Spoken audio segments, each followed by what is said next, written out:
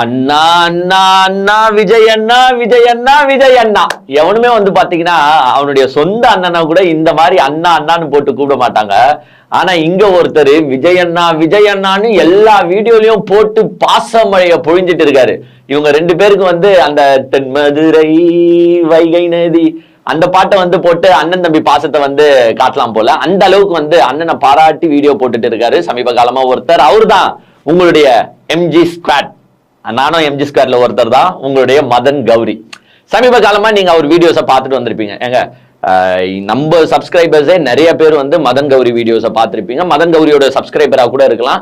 ஏன்னா Madan Gauri is a kind of like very senior person. நாங்களாம் வந்து வீடியோ ஸ்டார்ட் பண்ணி 1 வருஷம் தான் ஆகுது. ஆனா மதன் கௌரின்ற கேரக்டர்லாம் வந்து இந்த யூடியூப் ஸ்டார்ட் ஆன காலத்துல இருந்தே அவர்லாம் வீடியோ போட ஆரம்பிச்சாருன்னே சொல்லலாம். ஒரு 10-12 வருஷமா கூட போட்டுன்னு இருக்கலாம். நிறைய சப்ஸ்கிரைபர்ஸ் உள்ள ஒரு மனுஷன்.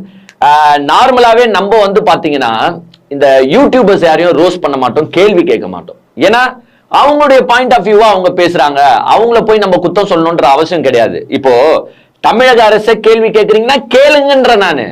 ஏங்க கேளுங்க, பிகாஸ் ஒருத்தர் கேள்வி கேட்கும் போது தான் they will correct their mistakes. அந்த பாயிண்ட் ஆஃப் வியூல நம்ம பேசுவோம். சோ நிறைய விஜய் ரசிகர்களே, அதே விஜய் கட்சிக்காரங்களை சார்ந்த யூடியூபர்ஸே நிறைய பேர் தமிழக அரசு கேள்வி கேட்கறாங்க. நாங்க அதை வரவேற்கணும் தான்.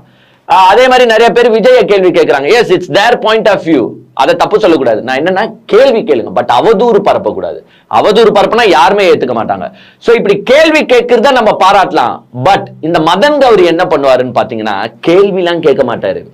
அவர் என்னன்னா அவர் வந்து ஒரு நியூஸ் சேனல் மாதிரி ஒரு நியூஸ் பேப்பர் 4-5 நியூஸ் பேப்பரை படிப்பார் போல. டெய்லியும் படிச்சுட்டு இந்த கரூர் சம்பவமா என்னென்ன போட்டிருக்கு, இவங்க என்ன சொல்லியிருக்காங்க, அவங்க என்ன சொல்லியிருக்காங்க, எடப்பாடி என்ன சொல்லியிருக்காரு, இந்த சைடு விஜய் என்ன சொல்லியிருக்காரு, இந்த சைடு சீஃப் மினிஸ்டர் என்ன சொல்லியிருக்காருன்னு ஒரு 4-5 நியூஸ் பேப்பர் படிக்கிறார் போல.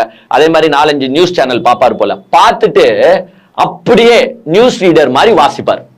அதுதான் சமீப காலமா இந்த கரூர் இஷ்யூல வந்து அவர் பண்ணிட்டு இருக்காரு. அவருக்குன்னு ஒரு பாயிண்ட் ஆஃப் வியூவை வச்சு பேசுறாரானா பேசல. ஆனா அவர் போடுற தம்ப்நெயில் எப்படி தெரியுமா இருக்கும்?